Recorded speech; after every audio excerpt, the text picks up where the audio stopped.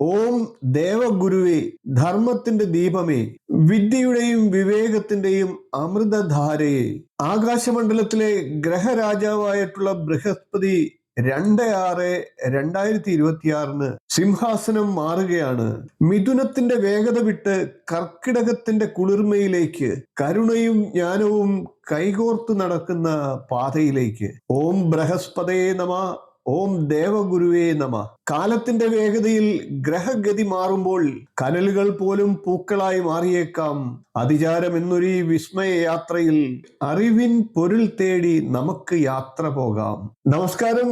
ഋഷിപ്രോക്തത്തിലെ ഇന്നത്തെ അറിവിന്റെ നിറകുടത്തിലേക്ക് ഏവർക്കും ഹൃദ്യമായ സ്വാഗതം.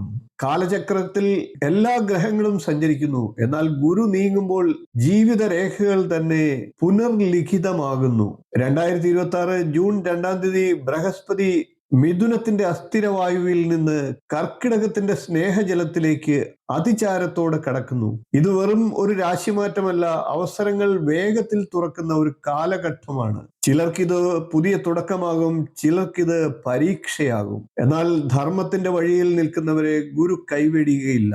ഇപ്പോൾ നമുക്ക് മകരക്കൂറുകാരുടെ വ്യാഴത്തിന്റെ രാശിമാറ്റ ഫലം ഒന്ന് നോക്കാം. പ്രയത്നം അനുഗ്രഹത്തിലേക്ക്, വിലംബം ഒരു നിഷേധമല്ല. മകരക്കൂറിൽ വരുന്നത് ഉത്രാടത്തിന്റെ 1/4 ഭാഗം, തിരുവോണം അവിട്ടത്തിന്റെ ആദ്യ പകുതി എന്നീ നക്ഷത്രങ്ങളാണ്. മകരക്കൂറുകാരെ സംബന്ധിച്ച് 12, 3 ഭാവാധിപനാണ് വ്യാഴം. വ്യാഴം 6ാമത്തെ രാശിയിൽ നിന്നും 7ാം രാശിയിലേക്കാണ് എത്തുന്നത്. 6ാം ഭാവം എന്നാൽ രോഗം, ശത്രു, കടം എന്നിങ്ങനെയുള്ള നെഗറ്റീവ് കാര്യങ്ങളെ, വിപരീത കാര്യങ്ങളെ സൂചിപ്പിക്കുന്ന ഭാവമാണ്. അതായത് ദുരിതങ്ങളുടെ ഭാവം എന്നർത്ഥം. അതായത് വ്യാഴത്തിന്റെ മിഥുനം രാശിയിലെ സ്ഥിതി ശത്രുശല്യം വർദ്ധിക്കുന്നതിനും കള്ളന്മാരുടെ ശല്യം അനുഭവപ്പെടുന്നതിനും എല്ലാം ഇടയാക്കുന്ന കാലഘട്ടമായിരുന്നു. അല്ലെങ്കിൽ ഇപ്പോഴാണ് അത് ജൂൺ 2 7ാം ഭാവം, അതായത് നിവർത്തി സ്ഥാനത്തേക്ക് മാറുന്നു. ഇത് മകരം രാശിക്കാരുടെ സുവർണ കാലമാണ് എന്ന് പറയാം. 7ാം ഭാവത്തിൽ വ്യാഴം ഉച്ചനായി സഞ്ചരിച്ചുകൊണ്ടിരിക്കുന്ന കാലമാണ്. ജന്മരാശിയിലേക്കും 3ാം ഭാവത്തിലേക്കും 11ാം ഭാവത്തിലേക്കും വ്യാഴത്തിന്റെ ദൃഷ്ടി എത്തുന്ന സമയം. അതുകൊണ്ട് തന്നെ അപ്രതീക്ഷിതമായിട്ടുള്ള ധനനേട്ടം ഉണ്ടാകുന്നതാണ്. അതോടൊപ്പം തന്നെ എല്ലാവിധത്തിലുമുള്ള ഉയർച്ചയും പ്രതീക്ഷിക്കാം. കർമ്മ വിജയം ഉണ്ടാകുന്നതാണ്. നല്ല ഫലങ്ങൾ ലഭിക്കുന്നതാണ്. ബിസിനസ് രംഗത്ത് മുന്നോട്ട് പോയിക്കൊണ്ടിരിക്കുന്നവർക്ക് പുതിയ അവസരങ്ങൾ വന്നു ചേരുന്നതാണ്. ബിസിനസ് വിപുലപ്പെടുത്തിയെടുക്കുന്നതിനും പാർട്ട്ണർമാരുമായി യോജിച്ച് പ്രവർത്തിക്കുന്നതിനും ഒക്കെ സാഹചര്യങ്ങൾ ഉണ്ടാകും. വിവാഹാലോചനകൾ നടന്നുകൊണ്ടിരിക്കുന്നവർക്ക് അനുകൂലമായിട്ടുള്ള സാഹചര്യങ്ങൾ ഉണ്ടാകും. ഭാര്യ ഭർത്താക്കന്മാരുടെ ഇടയിൽ ഉണ്ടായിരുന്ന പ്രശ്നങ്ങളൊക്കെ പരിഹരിച്ച് മുന്നോട്ട് പോകാൻ സാധിക്കുന്നതാണ്.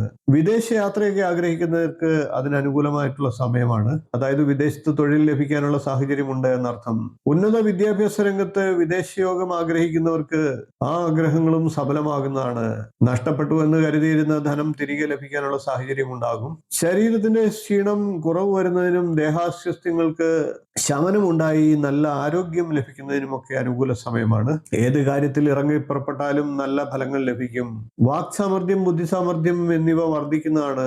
വാക്കുകൾക്ക് ശോഭ വർദ്ധിക്കുന്നതുമാണ്. തന്നെ മറ്റുള്ളവർ ഇഷ്ടപ്പെടുന്നതിനും ആദരവ് നൽകുന്നതിനും ബുദ്ധിപൂർവ്വം തീരുമാനങ്ങൾ എടുത്ത് മുന്നോട്ട് പോകാനൊക്കെ സാധിക്കും. പേരും പ്രശസ്തിയും ഉണ്ടാകുന്നതാണ്. അതുകൊണ്ട് തന്നെ മകരരാശിക്കാർക്ക് ഈ വ്യാഴമാറ്റം ഏറ്റവും അധികം ഗുണങ്ങൾ നൽകും എന്ന് തന്നെ പറയാം. വിദിതൻ തൂലിക ചലിപ്പിക്കും നേരത്ത് ശുഭമായി ഭവിക്കട്ടെ സർവ്വതും മർത്യരിൽ. ഗുരുവിൻ കടാക്ഷം കവചമായി നിൽക്കവേ ദുരിതങ്ങൾ മായുന്ന പുലരി ഉണ്ടാകാം. ഗ്രഹഗതികൾ മാറാം, നിഴലും വെളിച്ചവുമെല്ലാം മാറി മാറി മറിയാം.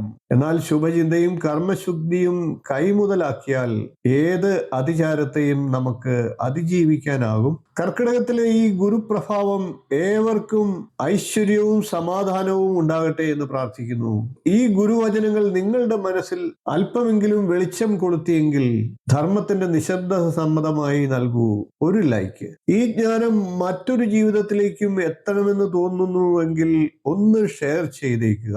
ഋഷിപ്രോക്തത്തിലെ വാക്കുകൾ കാലത്തിന്റെ ഭാഷയിൽ നിങ്ങളിലേക്ക് എത്തുവാൻ ഒന്ന് സബ്സ്ക്രൈബ് ചെയ്യുക, ബെൽ ഐക്കൺ ഒന്ന് അമർത്തിയേക്കുക. ഓം ഗുരുവേ നമ.